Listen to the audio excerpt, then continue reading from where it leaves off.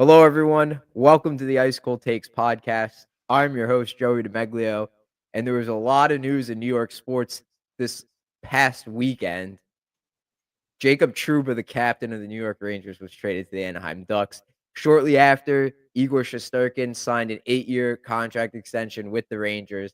And then a couple days later, Juan Soto signed with the New York Mets in free agency. We Pretty have busy a lot weekend. to talk about. Oh, yeah, and also scrambled in there was the Ottawa Senators owner getting mad at Larry Brooks for what he called soft tampering, Dumbest shit saying ever. that Brady Tkachuk was available when he's actually not. We'll talk all about that. But Mhm. first, let's say hi to our guest this week, Nick Cjeths. How you doing, buddy? I'm pumped to be here, dude. I'm ready to gab. Yeah, man, we have a lot to talk about here. So, I mean, I guess we should start with the Jacob Trouba news because I recorded last week on Thursday, and of course, the Trouba news went down Friday morning, so I didn't have a chance to talk about it on here. I talked about it on Twitter in the Spaces, which was super awesome. If you saw that, thanks for joining that Twitter space. It was a great time. Um, but Jacob Trouba was sent to the Anaheim Ducks for Urho Vakanainen and a 4th-round pick in this season's draft. Um, the Rangers now have $21.9 million in cap space as of today, which is insane. Absolutely Yeah. insane. This is Mostly great ties to work. the rebuild. Yeah, this is great work by Chris Drury. Um, I thought it was a slam dunk move. Nick, let me get your thoughts on it first before I jump in. I mean, it's like we were saying, and like we've been saying. I feel like Joey, we've been doing podcasts together. Me, you, Evan, and Matt. We've been going back and forth on this for what 4 or 5 years now. We've been doing this. It's since the Lafreniere draft, right around that timeline, right? Yeah, maybe for a few Maybe a little years for after. sure. And we always make fun of people for how much they over or undervalue assets and trades. And when it comes down to it, every single time the case is, wow, these GMs are dumber than we thought. And the fact that the New York Rangers got rid of Jacob Trouba with no salary retention and literally got assets back is nothing short of a Christmas miracle. Blows my mind that not just the Anaheim Ducks, there was a sweepstakes for the New York Rangers' worst defenseman and most overpaid player. Unbelievable. I Mhm. I would say a Drury masterclass, but it would be like it's. I was gonna make a joke that was gonna get us canceled, so I'm not gonna make it. It's like stealing candy from a baby. It's like, oh, okay, this is easy. Goodbye. I don't know. I don't understand what goes on in these GMs meetings or these hockey managers meetings amongst these teams, but I cannot believe that the Anaheim Ducks and their brass were like, it'd be a great idea. Let's add an $8 million sixth defenseman, and they did it. So thank God it worked out. Mhm. I think I could hypothesize, put it in a theory for why we overvalue our players, right? The fact that Drury got value back is just unbelievable. It's For me, ridiculous. this is a slam dunk move for him. You Yeah, clear all $8 million of that salary, incredible, man. Like bravo. But yeah, from a fan's perspective and from Rangers insiders, like writers, people on the beat, I think when it comes to trades, a lot of us only look at things from the Rangers' perspectives because we watch all the games. We know all yes, the players' flaws. We see Trouba make those mistakes time and time again. No one knows more about our players than us. So I that's think true. it's natural for us to feel like no other team will ever take a player we know isn't good. But we forget that there aren't any teams that watch every single Rangers game like we do, That's a good right? So they point. don't see the flaws that we see. Those teams aren't as in tune with us when it comes to analyzing players. And for example, we view Trouba as a bad defenseman, A but terrible one. another team can view him as a good defenseman that's just going through a rough patch, that's just struggling, and that is helped by his intangibles and the captaincy, the way he plays, the big physical game, and what he's put up in the past, 50-point defenseman, stay-at-home defenseman, big body, all those intangibles. And then this coupled with the fact that it takes two GMs to tango, make me feel like any trade is possible, regardless of, Mm-hmm. timing during the season or salary. We see writers, Vince Mercogliano, saying it's really difficult to make a trade happen this time of year. I don't really believe that. I think No, that's not true at anything could, all. I think it could happen because it takes two people to tango. Like if the Rangers are interested in shaking up their roster, there's teams we see them interested in changing up, like Buffalo, Yeah, Detroit, Ottawa. Nashville, Anaheim, obviously, Ottawa. There you go, another example.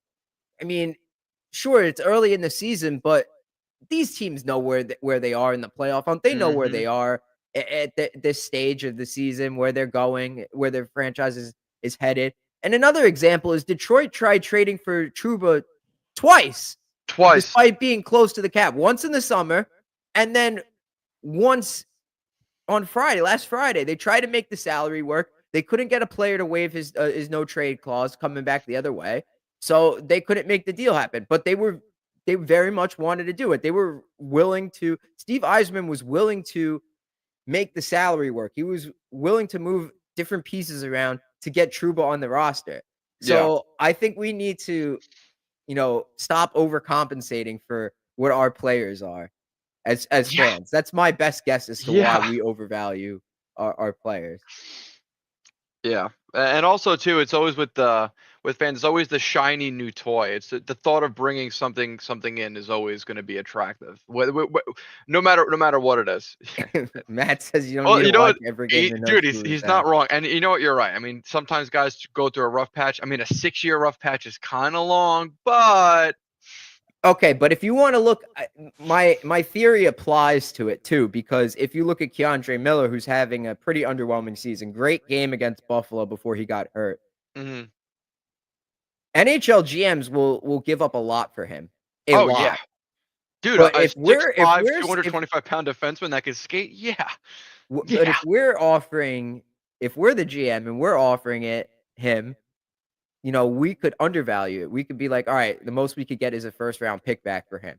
Or Lindgren, we could say like, all right, he's banged up. We could only get a third round pick for him. No way, man. NHL GMs would throw a first round pick for Ryan yeah. Lindgren. Have you That's seen what yeah. Ben Sherratt, David Savard have gone in the past? You know all these trades, dude. Yeah, I said it ad nauseum that the New York Rangers should have traded Ryan Lindgren at this past year's draft because they would have gotten a first round pick for him. It might have been a bottom 12, right, from 20 to 32 first round pick, but if I ever find out that there was a first round pick on the table for Ryan Lindgren and the Rangers didn't make that move, I will have a heart attack. I think they could still do it. I think a team would It, very reasonably give it up would a have first you would round have pick. to if you got a first round pick for Ryan Lindgren, it would have to be his name was on the market for 2 months and you're on deadline day and there's a team and let's say there's other defensemen that come available that are no longer available, and then at that point someone's willing to overpay and trade for him. I think it would be a similar scenario to when was it when David Savard got traded to the Lightning? I think he got traded straight up for a first round pick, was it He not? It had was a couple years salary ago. retained. I believe they had a third team involved in that one as well. Yes, yes. But and you know what? There's another thing too. The New York Rangers have a butt chunk of salary, I was a just gonna lot say, of dude. salary. They would be dumb, especially with the lack of draft picks they have, to not weaponize that cap space like Mm, the Toronto Maple Leafs, who have been a playoff team for the past 6-7 years, have done. Weaponize your cap space. Be a third team to facilitate trades and right. get these draft picks. The Minnesota Rangers, did too, as well in yes, that. yes, the New York Rangers are in a spot to do that, and they have a very, very barren farm system. We've got Perot, Othman, and then a bunch of C plus B minus prospects. We really don't have much beyond that. EJ Emery is to be seen right now. I guess you'd call him a B prospect, but after that, the Rangers really don't have much. They need to be doing a very diligent job of restocking those cupboards. And honestly, the more picks you have, you can liquidate them and turn them into assets. You could turn them into players. Sometimes, and we've seen it all the time, the difference between one team getting a player and one team not getting a player is one team offers a first round pick, another team offers a first and a fourth. So if the Rangers get a bunch of fourth round picks, you get a bunch of fourth round picks you could weaponize. You could use those picks to move up in the draft. If there's a player that you like, let's say the Rangers are picking 20th this year and they want to move up to 18, it would really probably only take a first and a fourth to move up 2 spots to get the player that they want. Mm. It's very, very important, especially in this draft, which is a very weird draft because there's not a clear cut number one talent. You've got Schaefer, Hagens, and a Porter Matone, I think his name is. So you've got a 3-dog race at number 1, and after that, a pretty even, at least what it looks like, a pretty even draft from picks 4 to like 15 to 20. So there is a lot of value in the middle of this draft. Even towards the back end of this draft, you're getting a quality first round pick. You're probably getting a value 16 to 20 pick from pick 22 to 30. Which is great. So I think that right now the Rangers should be stocking up and getting as many futures as possible and weaponizing that at the draft, whether it's drafting prospects or trading those picks and bringing in players and using that cap space that they have. I fear they're going to make a mistake this offseason and give out a big contract they're going to regret. And I think that Drury has done a decent job drafting with the picks that he does have available. Yes. Like, I like the EJ Emery pick. His depth picks have been Yes. pretty good, like Sikora, McConnell, Barker. Yes. I like those prospects. If you give him, if he gets Talk more, Wolfpack if you want to too. if you get more of those mid-round picks, 3rd and 4th round picks, there you go. You don't even have to move up if you don't want No. to. Like, if you could find value, if your scouts can find value in those rounds, then go for it, man. Keep it. But right now, the Rangers don't have any mid-round picks because those are the assets that Drury used to acquire his players. Yes. Similar to how Glenn Sather used first-round picks to acquire all of his players when the Rangers were going for in their last competitive window, 2012 to 2017, right? At least the Rangers had all their first-round picks is what I'm saying. I think that's good. They were able to draft high in the rounds, get some value. But moving on to the next big item on the docket, Igor Shesterkin signed a 8-year, $11.5 million contract extension with the New York Rangers. This is the biggest goalie contract in NHL history. He's the highest paid goalie in NHL history. Which brings us to our Ice Cold Take segment.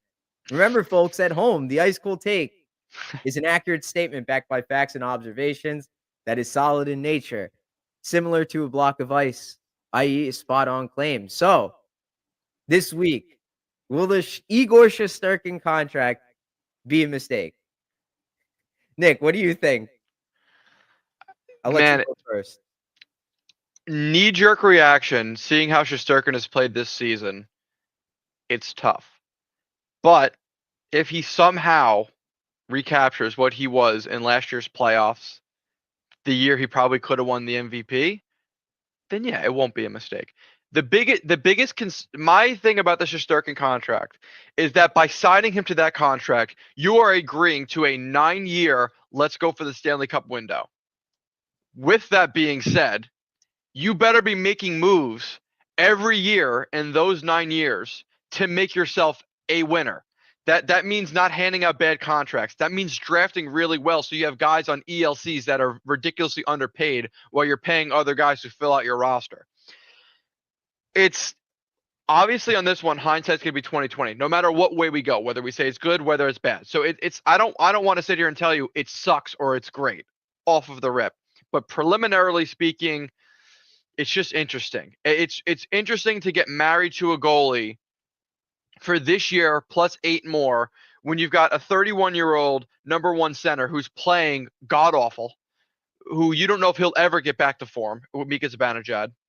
You've got a 33-year-old Chris Kreider whose contract expires 2 seasons after this one, and he is already out of his window of prime. You can see the regression is clear. Artemi Panarin, 33 years old. His contract expires year after next. Trocheck, 31 years old, having a down year, showing regression. Riley Smith expiring this year. It's just a little bit weird. The Rangers are almost in a purgatory state where you have the old core aging out, but still on your books for 2 to 3, possibly 4 or 5 years, and you're marrying your goaltender, who is arguably a top 3 goaltender in the league, whether he's having a good year or not, just based on what he can give you, a top 3 goaltender in the league. And you don't know what you're going to get out of it. You don't know if you're going to get 9 years of mediocrity. If you're going to get 9 years of just by having a good goalie, not being bad enough to get a top pick, or you don't know if you're going to have a GM that's going to really go all in, be able to put a good team in front of your elite goaltender and not just rely on that elite goaltender and compete for a cup for 9 years. It's a weird spot. To tell you the truth, I know it's lame. I don't really have an opinion on it because it's impossible to formulate an opinion without understanding what direction that this team is going to go. Yeah, I think the jury is still out on this one. If this Yes. hampers the Rangers' ability to make other moves in the future, yes, it's a mistake. That's what I'll say. Yes. So I'm pretty much in agreement with you. Hmm. But the problem is the organizational philosophy is building from the goaltender out. And Yes. to me, it's irrelevant whether they signed him or not because you have Dylan Garand in the organization. He's in the Yes. minors, right? Let's Yes. say they don't sign Shesterkin and Garand comes up and Garand absolutely dominates, is Hmm. the best goalie, the same way Shesterkin came up and lit the league up, Yes. you know? Then Yes. you're gonna rely on the goalie. The players aren't gonna back check. They're just gonna rely on, all right, Grant's gonna bail us out this time again. Yeah. Yes. Our rush defense is gonna suck. We're gonna give up breakaways, Hmm. 2-on-1s, 3-on-2s, and he's gonna make all the saves. We'll be fine. We'll win the games like that. Whether you have the goalie or not, it doesn't change what's in front of you. So Yes. until someone is hired from the outside in the organization as an executive, then to me, I'm not sold on it. Like Yes. I'm I with you. I agree. don't really have an opinion on it. I think It's it's fine it that wouldn't they be have it. fair. It But wouldn't be fair to make an opinion on this yet. but It's too early. Nick, we just saw Drury was able to move on from contracts that we thought were impossible to move, that no GM Yeah. Yeah, that's a were good gonna point. do it. It's a good He point. could trade Zibanejad. He could trade Kreider. He already made it clear to the rest of the league that he was willing to do that. And the way he handled Barclay Goodrow and Jacob Trouba, you know, he's not faking it. He's not bluffing. Right. So if Zibanejad and Kreider continue their play like this, then I mean, aside from how Zibanejad played against Buffalo, which was pretty good, I thought his shot came back. Right. I thought he was pretty good. But I mean, aside from that, most of the season has been pretty disappointing. We would Very. agree. Yeah. Very and another thing is too, and this again, this is not an indictment of Shesterkin. I'm not going to sit here and shit on Shesterkin because again, he could be a top 3 goalie in the league, even though it's hasn't been like that lately. You just wonder, could the Rangers have gone into this offseason and signed Aiden Hill to a contract, 4 years, $6 million a year? I'm not saying that he would take that, but let's just play pretend that because he's an unrestricted free agent goalie. Could the Rangers have signed Aiden Hill to, let's say, a $6 million a year contract for the next 4 years? And then use the extra $5.5 million they had by not signing Shesterkin to address other areas of the team. It's just a thought. It's just a thought. Again, I'm not picking a side here. I'm just saying there were other options, especially an option like what if the Rangers decided, all right, we're gonna punt this season and we're gonna trade Igor Shesterkin. Who's to say that there wouldn't be a team that would go head over heels and give you a haul greater than that of what Buffalo got for Ryan Miller when they traded him to the St. Louis Blues in what was that 2014. 2014? Who's to say you wouldn't get a haul like that? We talked about it with Philk and Evan and Matt on the big podcast we did last Saturday. It's a 5-hour long marathon. Mhm. We see it often when teams trade these top guys and get a haul of players like current NHL talent, and that shakeup in the room makes a big difference. When the Rangers traded Marian Gaborik and picked up Derek Brassard and company, it made a very big difference. And you wonder if maybe there was a team out there that would have given up a similar type package, maybe greater, maybe more futures involved, maybe more current assets on, and who knows? Again, this is all just sitting, thinking, and imagining. Fact of the matter is, this is what we have now. There's no point in dwelling on the past, and I don't know. At this point now, you cannot rebuild or retool for the next 9 years, 8.5 years. You can't. You are bought in now. You don't have a choice. So the Rangers got to do something, and they went from having $27 million in cap space going into this free agency class to $16 million in cap space. And knowing the New York Rangers, they're going to blow probably 80% of that on one player, seeing what players are available in this upcoming free agency. Optimistic D is going to be creeping back in here. I just Mm-hmm. convinced myself because I opened by saying that NHL GMs will make any trade. Like, trades are Yes. very much possible. Moving Zibanejad out is possible. You just gotta Yes. convince him to move the no movement clause. Yes. There is a world where Chris Drury makes Zibanejad move out, goes into free agency, signs Mikko Rantanen with that money that he cleared up, and then the following offseason does the same thing with, like, Kreider or Panarin and gets Jack Eichel to sign with the Rangers. There I is a situation yes. there is a world Yes. where that exists, and in that scenario, I think that's way better than signing Adin Hill for $6 million for 4 Yes. years because you have the better goalie. That's a very good point.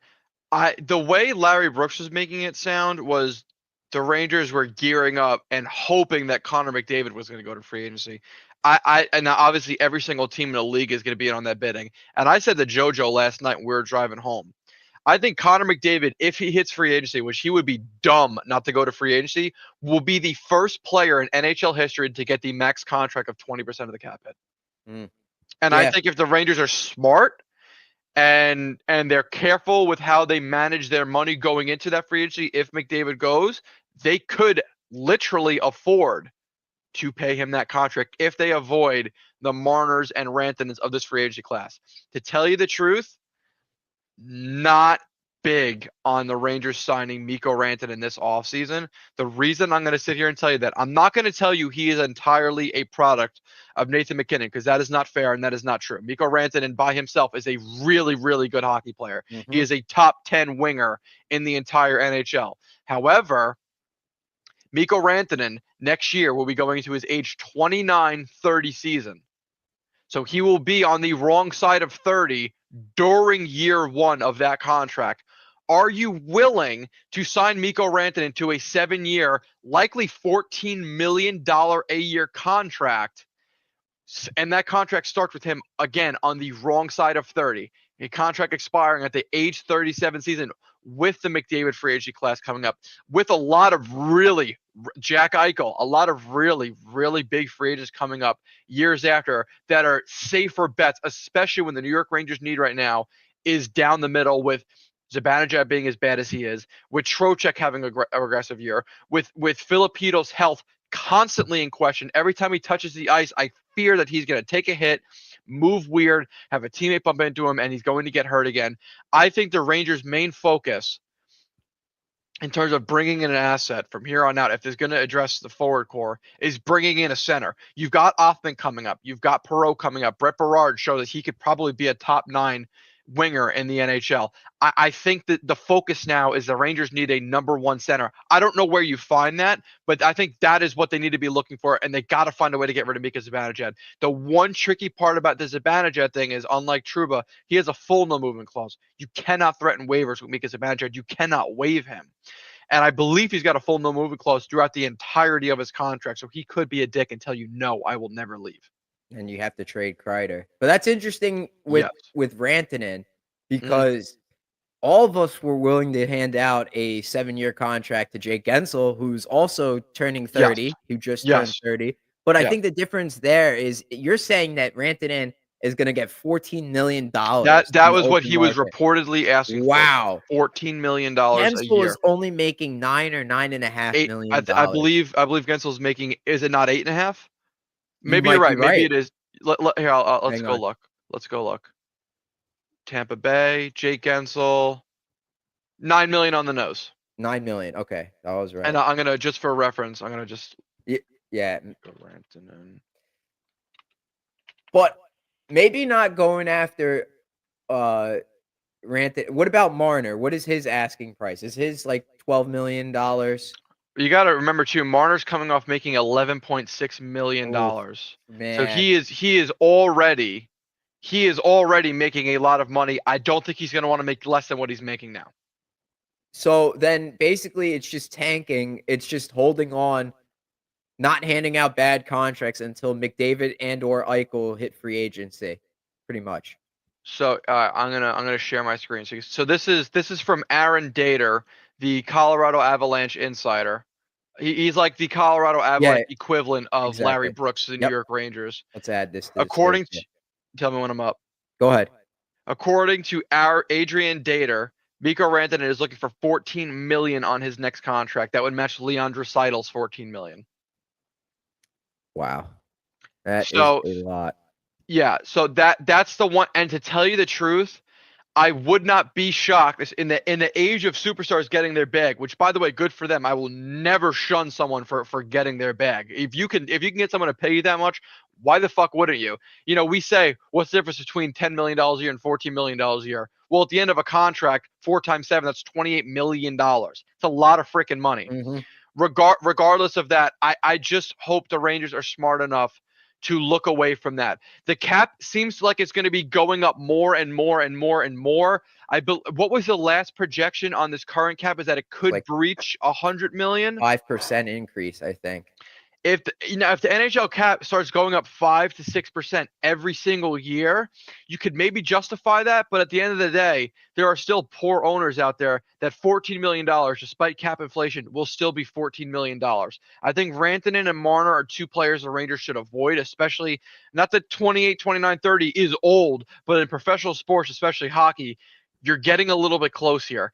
And if you look at a lot of these teams that have recently won Stanley Cups, specifically Florida, who's been in it, and Colorado, I can't think of one mega free agent signing either one of those teams had. I can think of some depth signings and some depth trades they made that worked out really well. Nichushkin in Colorado and Lehkonen.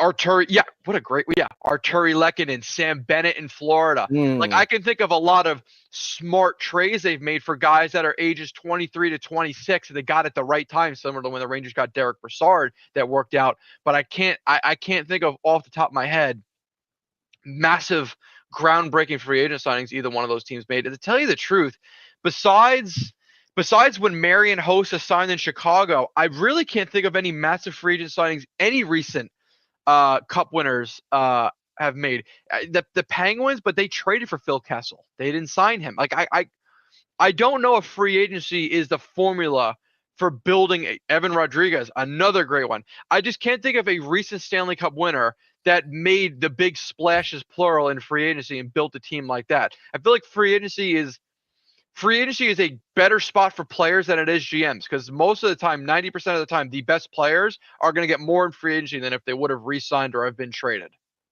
I think right now I'm so convinced on being a tweener team this year. Yes. You know, trying your best to move on from Kreider and Zibanejad. Like I wasn't on board with Kreider. I think I'm more on board now. Definitely Zibanejad now. Yeah.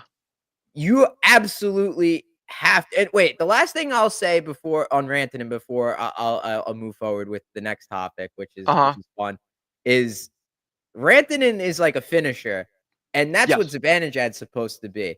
Yes. I wouldn't mind. I was saying to myself, I wouldn't mind a straight up 1-for-1 trade right now of Rantanen for Zibanejad. Maybe you throw in a pick there. You'd have to catch the Avalanche on a bad day. I don't. Yeah. It's not realistic because they're playing really well right now. They weren't playing well, and now they are playing really well. But to add on to that, Joey, because it's an interesting point to be made. You wonder if the Avalanche would value because who's the second line center behind Nathan McKinnon? And Middlestat, from what I understand, similar to Bowen Byram, is kind of like quietly being shopped around to be replaced. You wonder if maybe Colorado's like, well, to look at the free agent class, there's not really anyone we can get to be our 2C. They could sit there and be like, well, we could have Zibanejad at $8.5 million a year. And again, like you said earlier, they don't see the Rangers every single game. They don't see the flaws. Be like, well, we could be getting a 30-40, 30 goal, 40 assist second line center to put behind McKinnon. Bingo. There's less pressure. He's locked in at $8.5 million, which $8.5 million, if the cap is above $100 million, is really not that bad. It's 8.5% of your cap, which leaves 91.5% to address the rest of the team. They could be like, you know what? We could probably make this work and effectively replace Rantanen's one-timer on the power play with Mika Zibanejad if they think that that's something that could work. I'm not saying it would, but yeah, I mean, I could see that something that they would look at. They might ask for more assets on the Rangers side, but it's an interesting thought.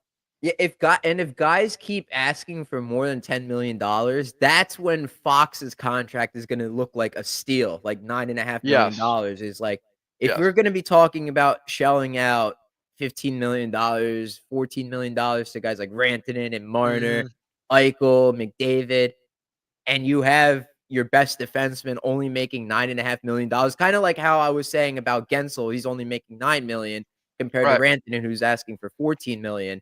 Yeah. That difference that's a lot. You could Yeah. do a lot. That's a $5 million player you could fit in there. Yeah. Which no right? matter what hockey era you're in, or no matter what the cap situation is, a $5 million player is a top 9 forward or a top 4 defenseman. Right. Which brings us to the next point. What is soft tampering? Michael Andlauer, the owner of the Ottawa Senators, called out. He didn't say him explicitly, but he's calling out Larry Brooks and the Rangers for soft tampering. If you missed it last Friday, in the midst of all the Jacob Trouba news, Larry Brooks dropped a quote unquote bombshell of an article. It was really just speculation. It was hidden behind a paywall. I know exactly what Brooksy is doing because I went to journalism school. There's nothing wrong with what he did. I'm just saying that I wasn't saying a move is imminent. I wouldn't be taking it going crazy saying, oh my God, Brady Tkachuk is coming to the Rangers. That's not what he was saying. All he said was Brady Tkachuk is a primary target of the New York Rangers. And if Brady Tkachuk isn't a primary target for all 31 other teams in the league, man, I don't know. Those GMs should be fired. Yes. Because Brady Tkachuk is a once in a generation type of player. There's only a few of those kinds of players. You can name them on probably one hand in the league. And Brooks wasn't insinuating that a deal was taking place. He was just speculating, saying that, all right, the Rangers would love to have this player.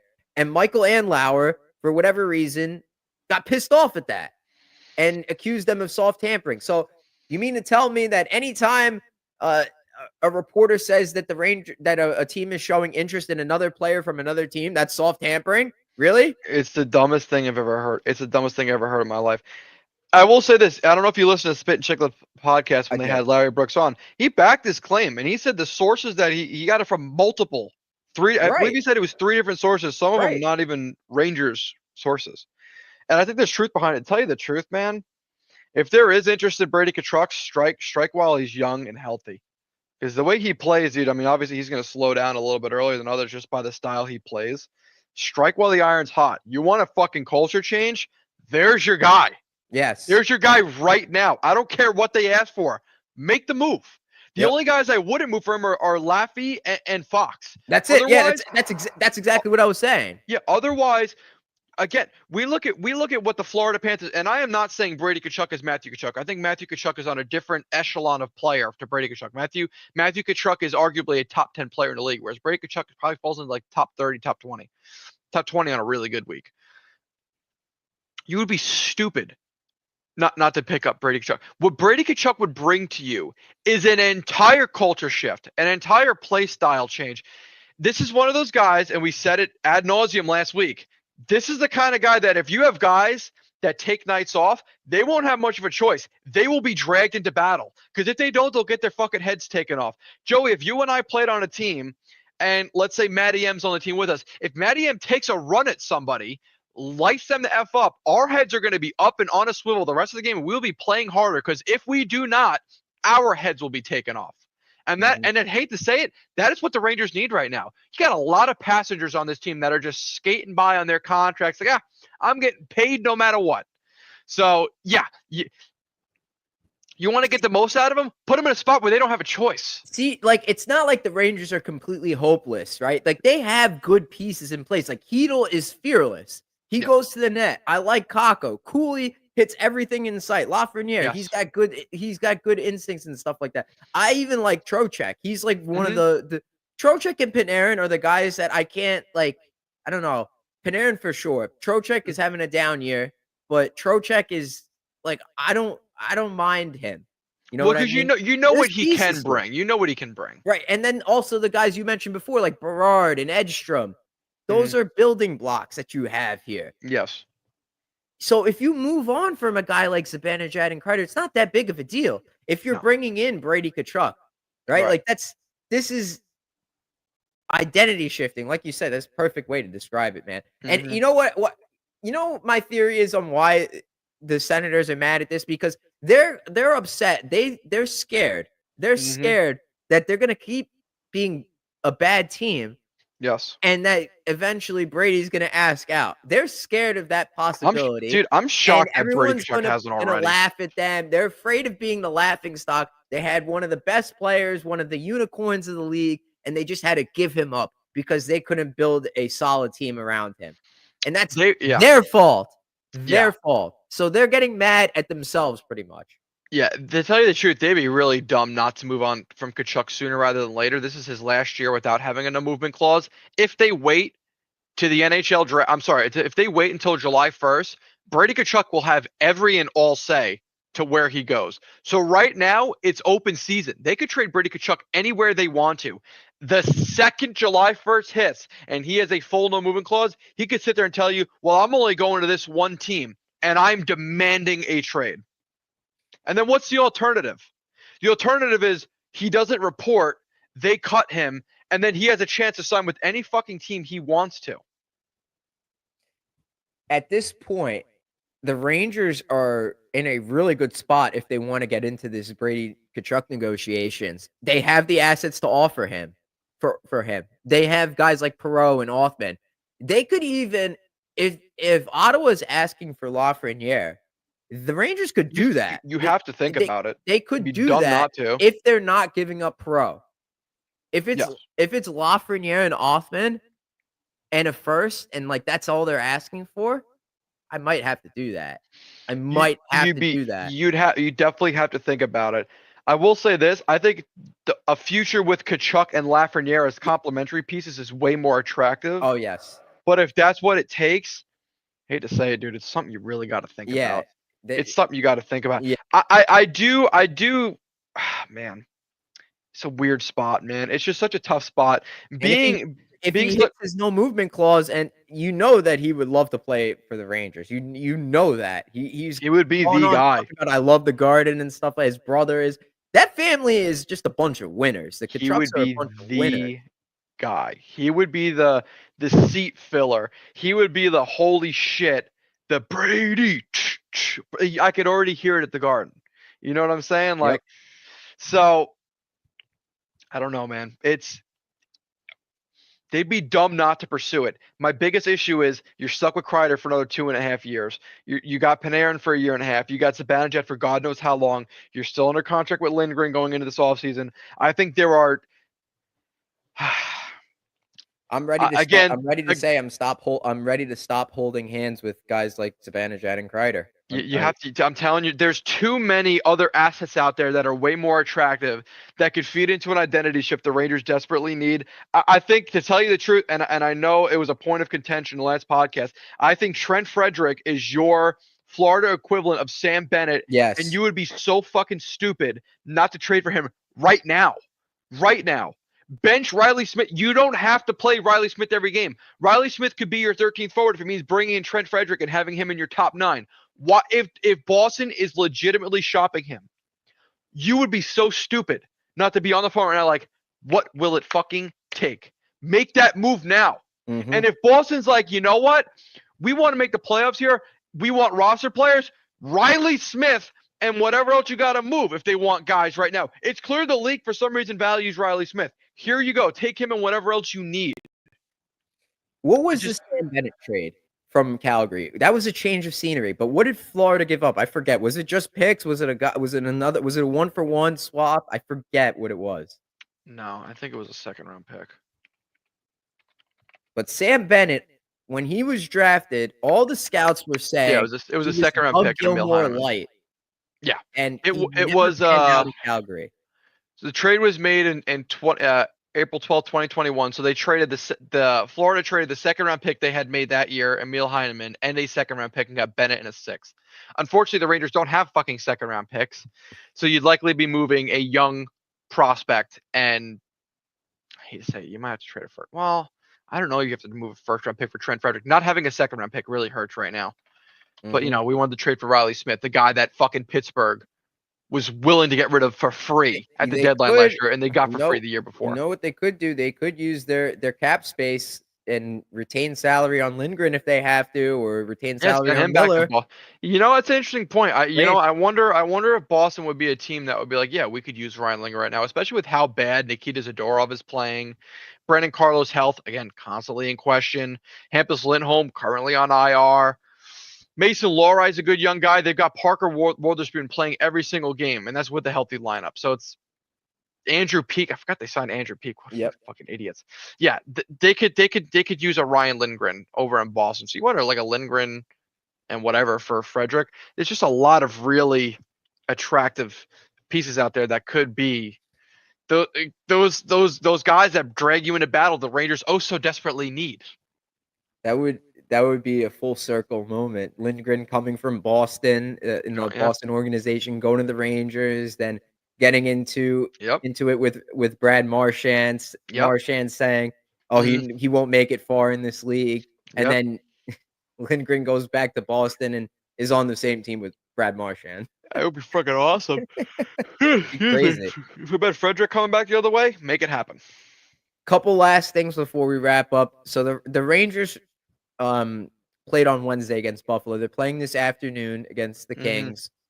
Yeah, that'll be a tough game. But the Rangers against we'll call them a bad Buffalo team.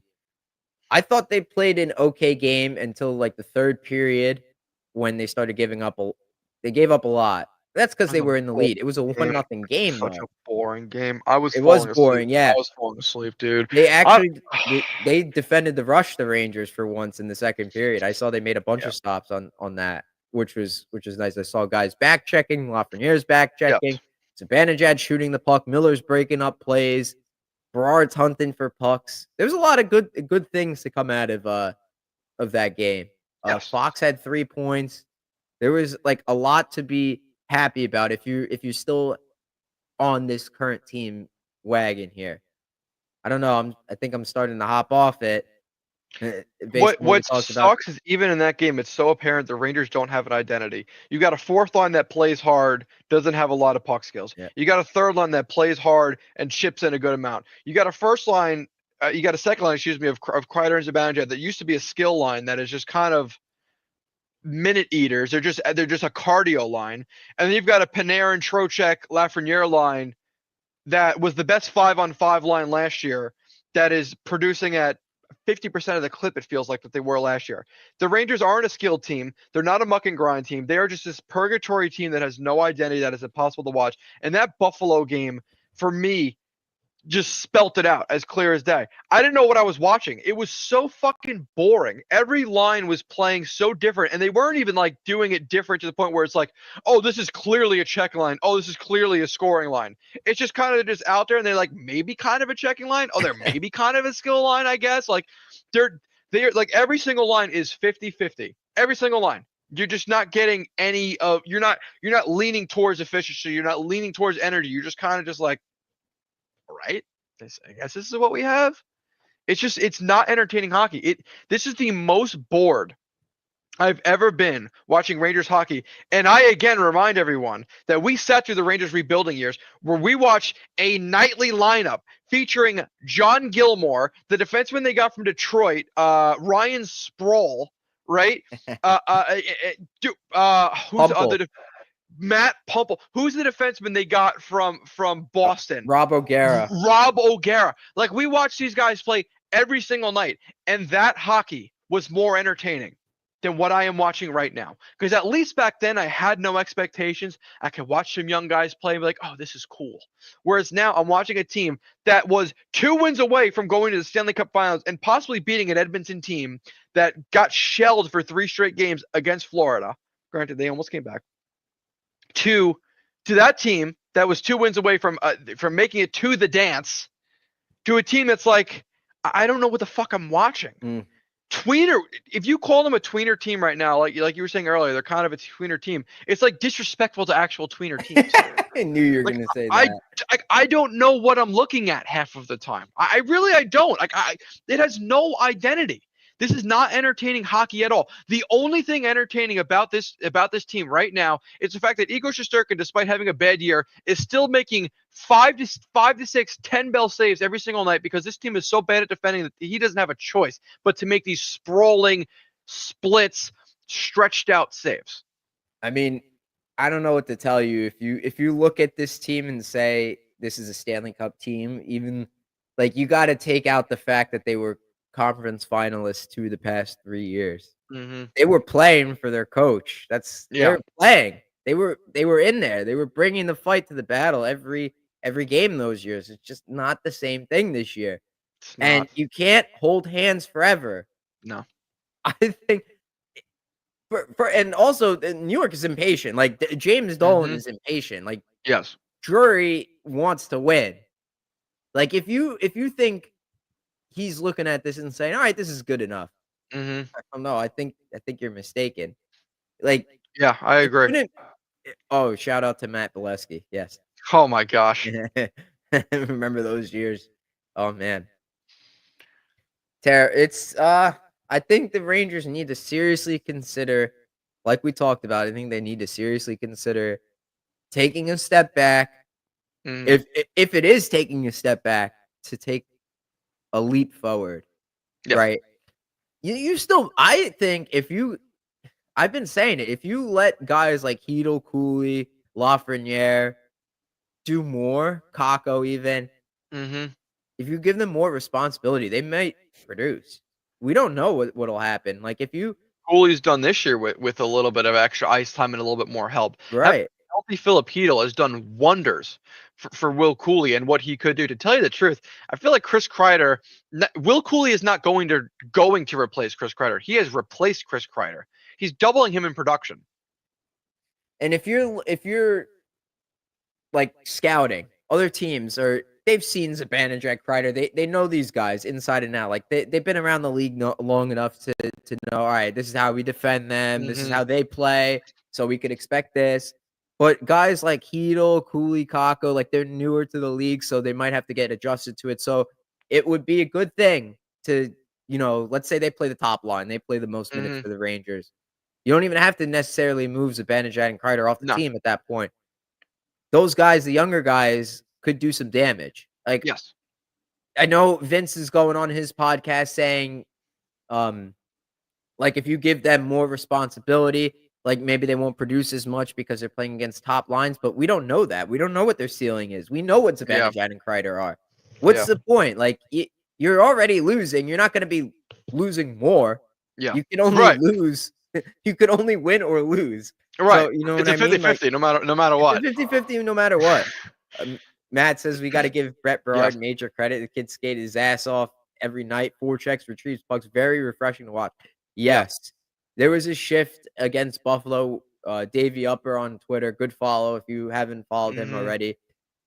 He was hunting the puck like crazy in the offensive zone. He broke up a play. They were trying to exit the zone. Buffalo was.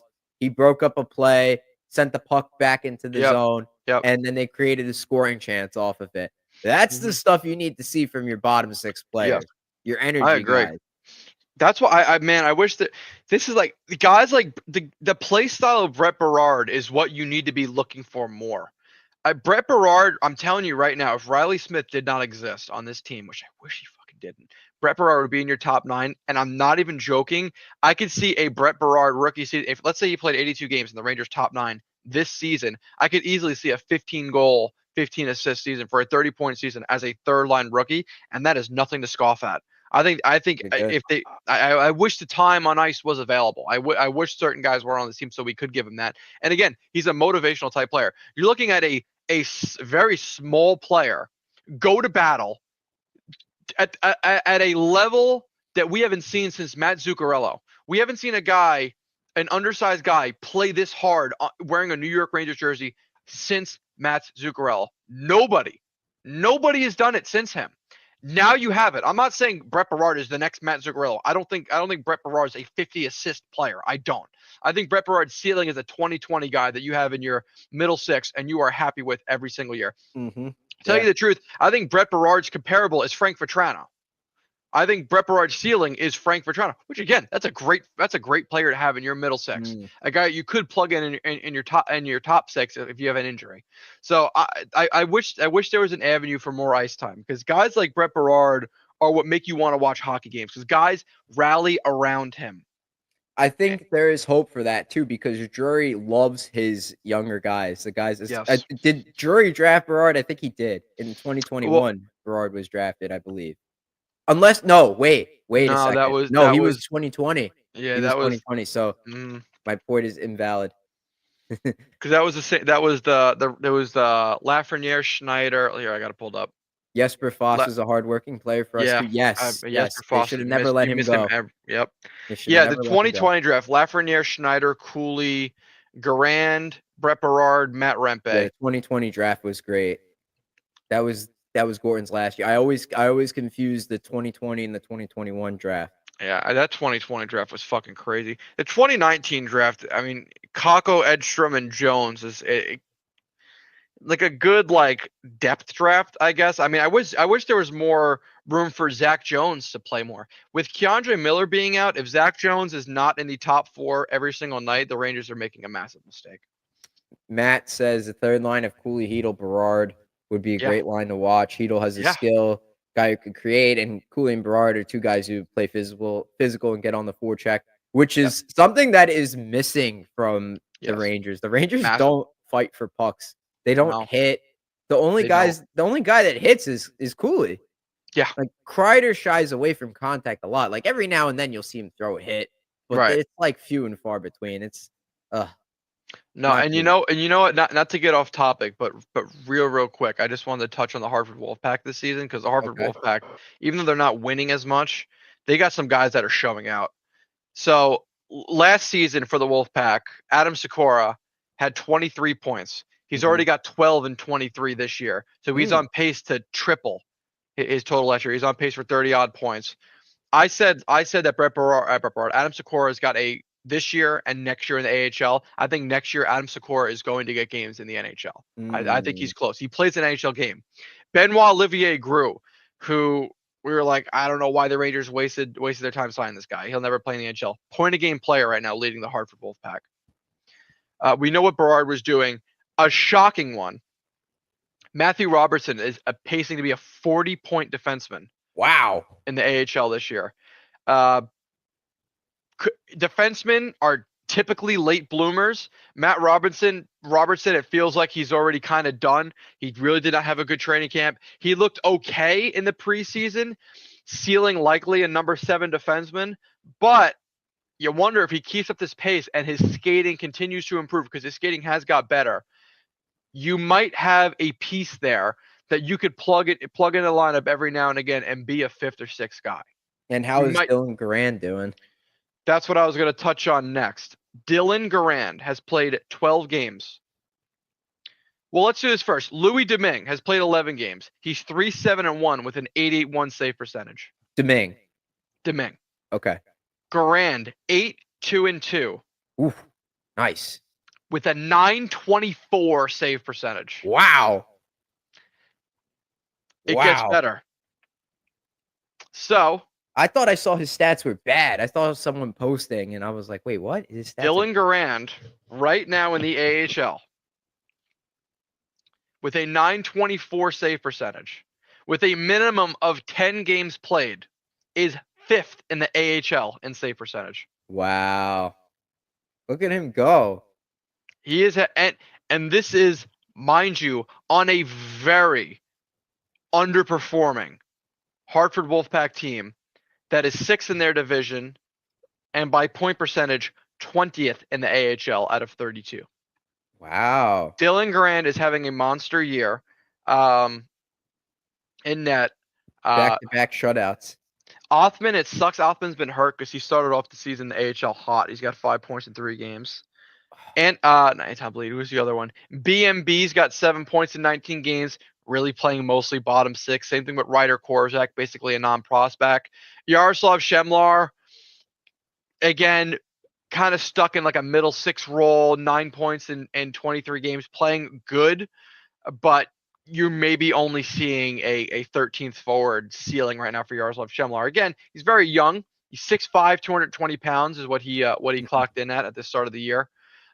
He's already 20. He's already 21 years old. He'll be 22 in July. Probably a similar ceiling to like a trying to think of guys that maybe just poke their heads in every now and again in the Rangers as a 13th forward. Maybe like a Bunieves type ceiling. He's probably not going to see much of Yaroslav Shemlar. I'd say you could dangle him in a trade, but I don't even think he has that much value. Dylan Rubrick is the guy I really wanted to look at for a second. This is another one of the New York Rangers 6'7" draftees. He's got 5 goals, 5 assists for 10 points in the AHL, and has worked his way into the top 6. Wow. He's a 6th-round pick in 2023, so he's drafted 2 years ago now. He finished last year in the OHL with 72 points, 101 PIMs in 68 games. Do they want a fourth line in the future? Rubrick, Edstrom, and Rempe? I think they foresee Dylan Rubrick being a middle 6 threat, a Nick Bjugstad type player. Ooh. He does not shy away from physicality. He has a goal scoring touch like Nick Bjugstad had. People forget Nick Bjugstad was I believe a few time 20 goal scorer when he first came up with the Florida Panthers before he moved to the Minnesota Wild. So I think the Rangers are banking on Dylan Rubrick possibly being that type of player. But this is what I'm saying earlier. The Rangers again have a lot of C+, B- prospects right now. We don't have a lot to be like, oh yeah, this guy's a shoo-in to make the NHL. I think right now Brendan Othman's looking like a middle 6, maybe a top 6 forward, maybe a 25 goal, 25 assist guy that's going to give you Ryan Callahan type play, which again is nothing to scoff at, but that is not something that the league is going to value much. I think the big one that I question is Gabe Perreault, because Gabe Perreault has all of the offensive tools to be an 80, 90, possibly 100-point player in the NHL if he is a complementary piece to an absolute stud. In that same breath, his skating really has not gotten a whole lot better. So you wonder if this is like another situation of, is he even going to, does he even have the framework to play in the NHL? I think his offensive IQ right now would already put him in the upper echelon, the top 50% of NHL players. It's just his skating that is a little bit concerning. And the Rangers' biggest issue right now being skating, they need to get guys to put around Gabe Perreault when he gets here. Because when Gabe Perreault turns pro, there is not going to be an AHL wait. He is going to crack the roster off of his intelligence alone. And if the Rangers have a Brady Tkachuk on the roster, a finisher, a shooter, then you are giving Gabe Perreault his Ryan Leonard immediately. And you've got a very fun future to look forward to. But these moves need to be made now. That's if you could keep Gabe Perreault in a potential package for Tkachuk. Good question here from 20 Erickson. With Igor signed, what did the Rangers do with Garand? Trade him, make him Igor's backup 25 games per year? I think the Rangers would be smart to let Quick go after this year. This is not an indictment of Quick, but Quick is a little bit older. I think Dylan Garand needs to be the backup next year, and you need to let him work himself into a situation the same way Cam Talbot did when he snuck up on Henrik Lundqvist, to where he inflates his value so much that you get reasonable assets back. The Rangers realistically could have gotten a first-round pick from Cam Talbot from the Edmonton Oilers when they traded him. And the Oilers jumped at Griffin Reinhart instead and gave the Islanders a pick that got them Matthew Barzal. I think next year Dylan Garand is your backup goalie, and I think you pray to God that he puts Shesterkin on his heels, and he puts himself in a spot that like teams are gonna be like, this kid's on the last year of his ELC. I can lock him up for how long after this? Yeah, make a move for him now. Strike while the iron's hot. What you want out of Garand is you don't want to trade him now. You want to make Dylan Garand, instead of being a piece in a trade, you want him to be the piece in a trade where you move him. Yeah, I like that. Cam Talbot callback. I love that. Last item on the docket before we wrap it up. Juan Soto is a New York Met, a 15-year, $765 million contract, the largest professional contract in sports history. Wow. And he did all right for himself, I think. I think he probably. Man. I think he'll survive with the cost of living and going up. Yeah. Oh my goodness. People have been freaking out, Yankees fans, baseball fans, saying it's too much money. Listen, I don't care how much money it is. Not our money. I don't care how much money it is. Why? I've been a Mets fan for 14, 15 years coming up. Mm-hmm. I had to suffer through off seasons of being made fun of by agents. Scott Boras calling the Mm-hmm. Mets in the fruit and nut section of the grocery aisle. Remember that? Yep. The Yep. 2013 offseason where they made it clear Mm-hmm. they weren't going to sign any players, and we had to settle with Sean Man. Markham and John Roush and Frank Oh my Francisco and God. Colin Cowgill. Oh God. That's what I had to suffer. As a kid, I remember typing into Google Mets rumors and constantly refreshing, constantly refreshing. You know what the best guys the Mets were linked to were? Michael Bourne, Ryan Ludwig.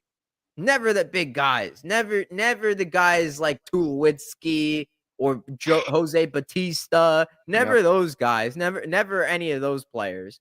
It was always the bottom of the barrel value 1 year guys. Willie Harris, Scott Hairston, Yep. Chris Capuano, Chris Young.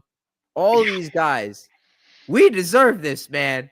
This is We the deserve first this. time pretty much in Mets history where I think the Mets went out and convinced a top two player in the league. 'Cause I think it's Otani Soto as 1-2. You can make a case for Bobby Witt. You can make a case for Aaron Judge, even though he sucked in the playoffs. With the Mets got a top, let's say top four for consistency's sake, a top four player in the entire league. I'm saying acquired a top four player in the entire league. They tried to do it with Ken Griffey Jr. They tried to do it with Manny Ramirez. Missed, whiffed. Mike Piazza was a great Met. When the Mets got him, I don't think he was a top four player in the entire MLB. The Mets just convinced a top four player in the entire league at the age of 26 to commit the rest of his career to the franchise. This is the first time we've ever seen that. The little brother accusations are pretty much out the window now. I will say this. The Mets are not and should not be done. They Nope. have a lot of other Absolutely areas that need not. addressing, including starting pitching. To tell Yeah. you the truth, I mentioned this to Matt, Evan, and company. I genuinely think the Mets believe, and this is why they haven't made a large pitch at Crochet or Corbin Burns. I genuinely think the Mets believe they are going to sign Roki Sasaki, and I think the Mets are going to walk out of this offseason re-signing Sean Manaea, signing Roki Sasaki. I would be shocked if Clay Holmes actually did make the starting rotation. I think with the Mets having Kodai Senga with a questionable arm with how often he gets injured, I think the Mets could run a six-man rotation and potentially skip the six-man being David Peterson, he being more of a flex option. I think I would re-sign Iglesias. I think just because of what he brought to the room. I'm not trying to be that guy where you need the intangibles, but that Mets clubhouse was so hype all of last year. Why would you want to bring in outside players to join that fray, not bring in outside players to like kind of hope to form a new fray. You know what I mean? Yep. Matt said it's time to do the Soto shuffle. Never been so excited to see a guy grab his crotch. Yeah, for real. They also need a guy to hit behind him in the lineup. They need to figure that out. I don't. I wonder with Vladdy Guerrero Jr. rejecting that contract extension with the Toronto Blue Jays for $340 million yesterday, if there is a possibility, if there is a chance in hell they could pick up the phone right now and trade for Vlad Guerrero Jr., I don't care what you give up. They still have to. They got to find a way to get rid of McNeil. Like McNeil is a Yes. trade asset that they have because Ronnie Mauricio is going to be coming back, and he Yes. has a lot of talent. I almost forgot about him. Yes. He had a really nice stint with the Mets before he got hurt in the Yes. end of the 2023 season. Yes. Luis Angel Acuna, very promising. What are they going to do Rotating with a Brett Beatty? Mauricio at second base or even third base if you move Vientos over to first. Vientos, they have to he's a cornerstone. He's a Yes. cornerstone. This is like a guy, he needs to work on his defense a little bit. Yeah. But Maybe you know they what? do move him to first base. I get a lot of Michael Conforto vibes watching how clutch and how good Vientos was this year. This seems like a guy that has a higher ceiling than Conforto, because Conforto, when he was on the Mets, was like, okay, this is a 30 home run, 80 to 90 RBI guy. Whereas Vientos, with how he played in the playoffs, this could be a 40 home run, 100 RBI, 270 plus batting average, 800 plus OPS guy every single year. Iglesias will be 35 next year. He looked cooked at the end. He Yeah, I would did. just. But Yeah, I would just. if you're platooning Iglesias, if you're platooning him, and that is a guy you bring in the eighth, seventh, eighth, ninth Seven, inning 8. to just be a defensive infielder, you can get away with that at the end of games. Because it seems like the Mets wanted to manage it, be able to manage their roster more like that, especially in the playoffs, where they were making those defensive substitutions to shore up defensively and win the game if they had an offensive lead. So I'm okay with it in that sense. I'm not saying signing Iglesias to be an everyday player. He's not, but he is a great platoon guy. Mauricio just started baseball activity, so we need to see how he looks, what he looks like in spring training. But him as a Yes. DH would do wonders. I'm also very confident in saying, like, if there's a trade out there, if there's a player the Mets really want to acquire, like Mm-hmm. one star, like Vladdy Guerrero Jr., for example, the Mm-hmm. Mets have the assets to offer. They Yeah. have prospects in the minors, thanks to Mm-hmm. those trades of Scherzer and Verlander. Yes. And who else did they trade? Tommy Pham. Like Yep. the assets they got back from the deadline, not this Yeah. past year, the season They're all our before. top And, prospects right now. and thank God they didn't wait until after July 30, like after the trade deadline, like they Mm-hmm. did when they had Granderson and Jay Duda, Bruce. Jay Bruce. Like, thank God they didn't wait until after, like with the waiver deadline. Yes. They actually got value back for these guys. So the Mets have guys, and they have major league ready guys. Beatty, Yes. McNeil, they could move in a Acuna. trade. Marte, they could trade, Yep. right? Like the Mets aren't done yet. Like I'm waiting for more. I need a starting pitcher. I still need some. I think bullpen, maybe an arm or two in the bullpen. Yeah, I definitely think right now with the Mets, I not to hop on a hype train here. I do think that there is a star move that is going to be made. I think they're going to bring in one more star to this team. I don't know who that. I don't know who it's going to be bring though. in one more star, but I need the rest to be filled in with like fill Yes. fill out the rest of the team. Yes. Because the star player, who should it be? Should it be a starter? Or should it be a guy to hit behind Soto? I would think because they promised that they would, get a guy to hit behind Soto like he had Judge last year. I think they would prefer to do that.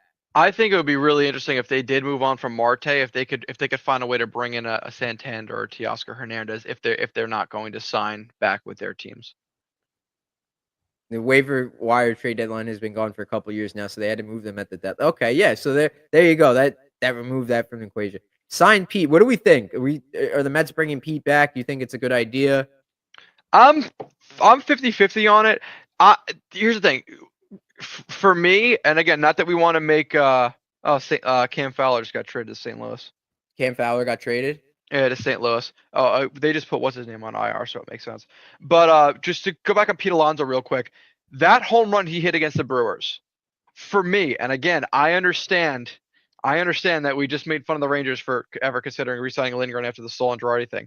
I think that home run that Pete Alonso hit earned him an extension. Mm-hmm. I think the hype around him, and to tell you the truth, dude, who knows what having a guy like Juan Soto in the lineup does for Pete Alonso? There's significantly less pressure on him now.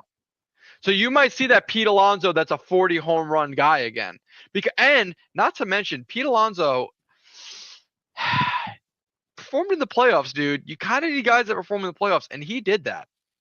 He had the most clutch hit I've ever seen in my Mets life. My Yes. Mets fandom. I've been watching Yes. the Mets since 2006, and I've never seen a hit more clutch than that Pete Alonso home run. And in every opportunity where he needed to come up with a big hit, he did. Like Game 3 against the Brewers, last at bat, he did it. He did it. What was it? Was a game? He had two or three home runs in that Phillies series. Yes, big ones. Big ones, right? Like all of them. The 3-run homer at Citi Field, the opposite field home run to extend the lead. But even though they lost in Game 2.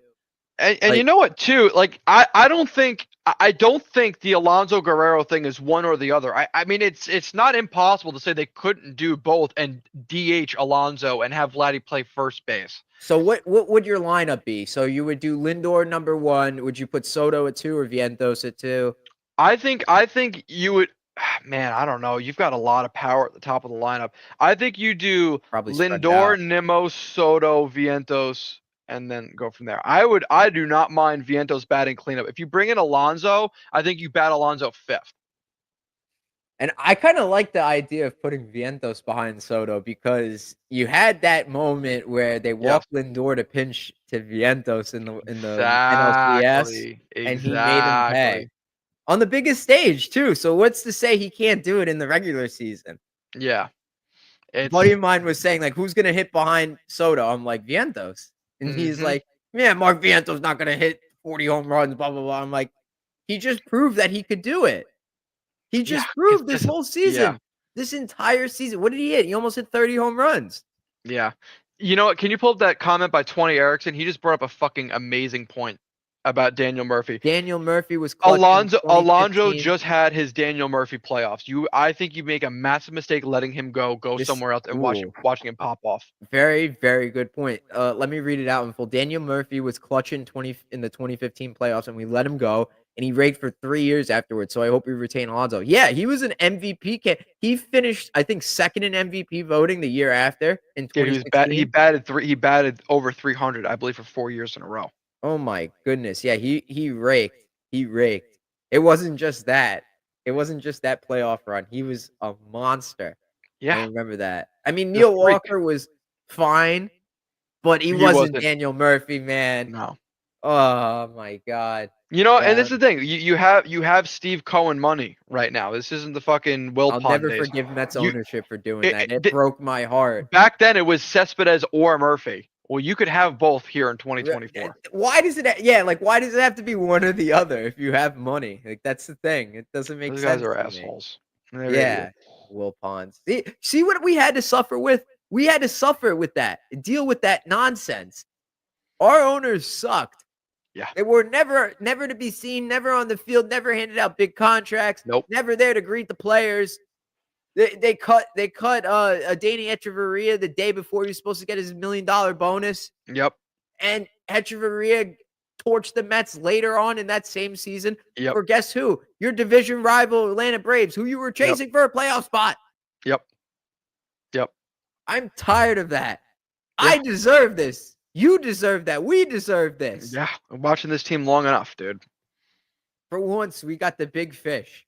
For Yeah. once.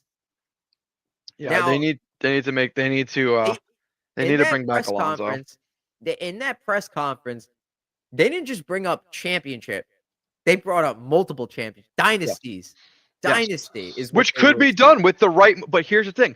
They still need to make the right moves. They still need more guys. What they have right now is not enough. You need arms and And you need more depth in the field. all You're not going to get far if Marte and McNeil are your options 1 and 2 off the bench. all indications are that David Stearns is very, very active in the market. Mhm. He keeps talking in the media. I like that too. That's pretty cool. Yeah.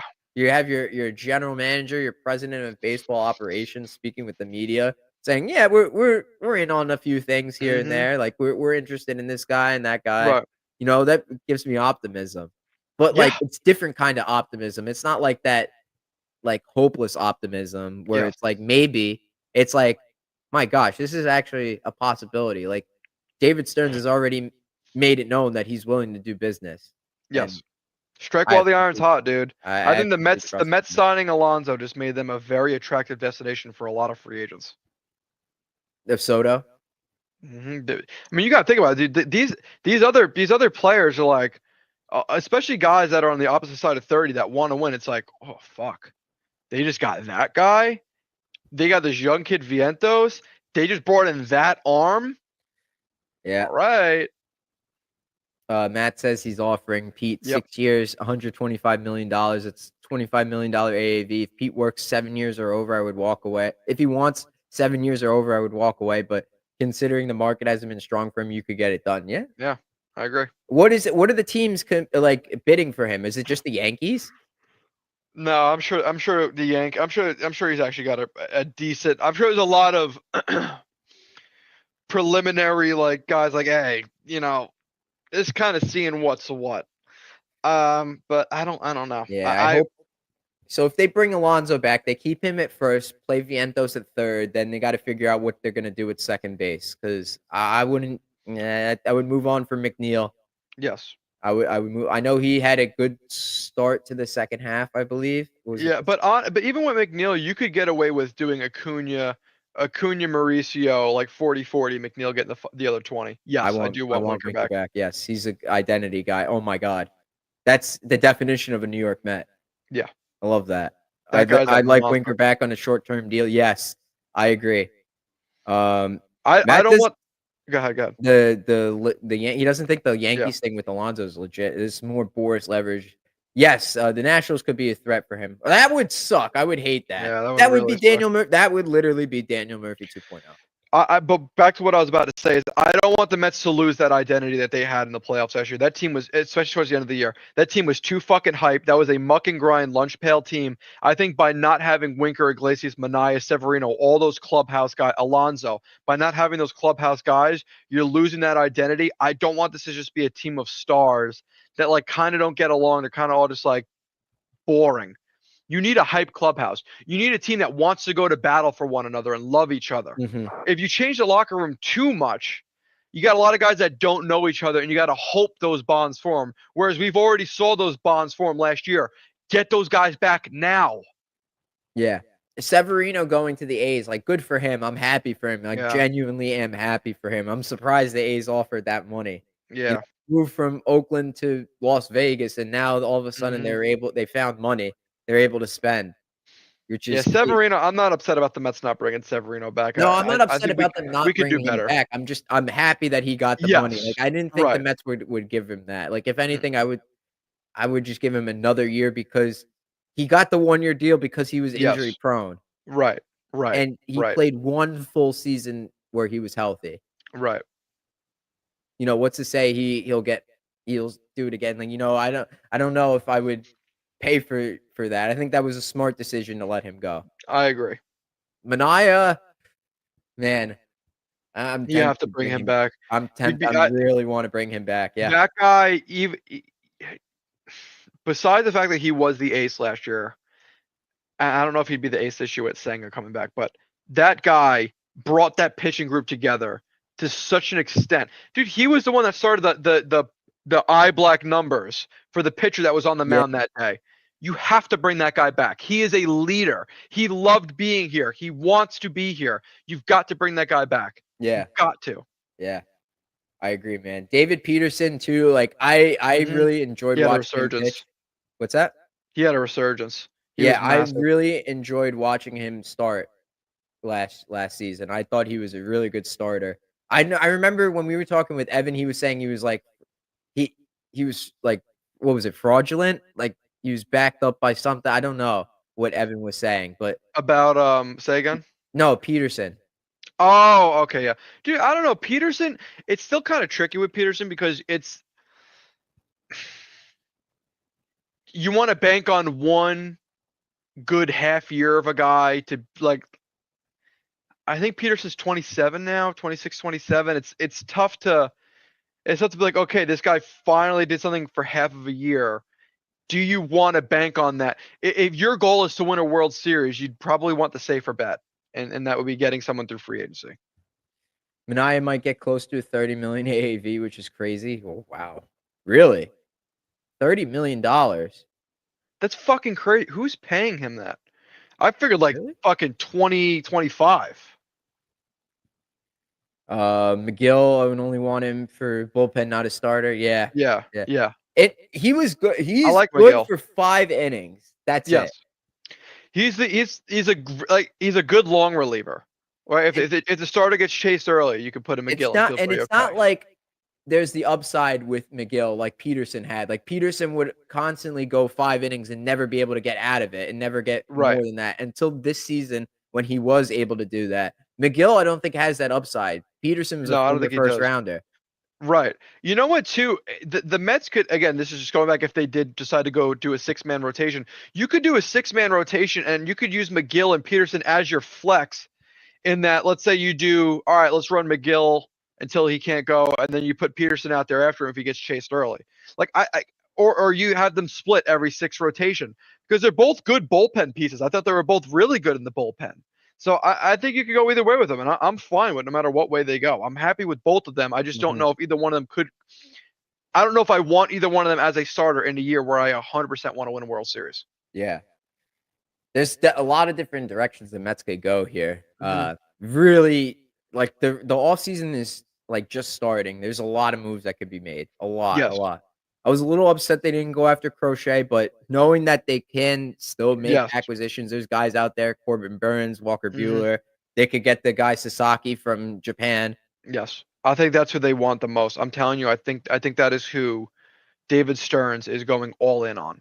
I was upset they weren't able to get Yamamoto last I offseason, think but Yamamoto was only going to no, fucking LA, I dude. agree. I agree. I think that was his destination. I think the Mets could have offered him another a 50 million, 100 million on top of what he got from LA, and he would have gone to LA still. I think that's where he wanted to be. Matt said Yovaldi got 25 million AAV from the It's a good Rangers, point. so it's It's not a good crazy to point. think Benaya gets an AAV between 25 and 30 Pitcher million. mark is very inflated right now, dude. I think it has a lot to do with the unpredictability of pitchers and that. In the MLB, besides a handful of guys, I can't really think of any pitchers that have been dominant for a time period longer than 4 or 5 years. Mhm. They get solved. That's what it is. I mean, these pitchers, unless you're like Jacob DeGrom level, you get solved at some point, or your arm gives out, and it's just weird. Pitching in baseball is very weird. It's very strike while the iron's hot. Max Fried just got 8 years from the Yankees. I mean, he's a damn good pitcher, He but got way overpaid. I yeah, it's wanted a Max lot of Fried at the money. beginning of this offseason, but seeing what he got paid, I'm okay with him. Yeah. Yeah. Um Well, anyways, this was a good episode of Ice Yeah. Cold Takes. Thanks, Nick, so much for joining. Thank you for everyone who commented, watched the stream here. Uh, we'll have more from you for you guys next week. Hopefully, the Rangers, we'll see what happens with them. See if they dig Hmm. themselves out of a rut. We'll see if the Mets make any more moves. We'll come back to you guys next week. Thanks again, Hmm. everybody, for watching. We'll see you guys next time.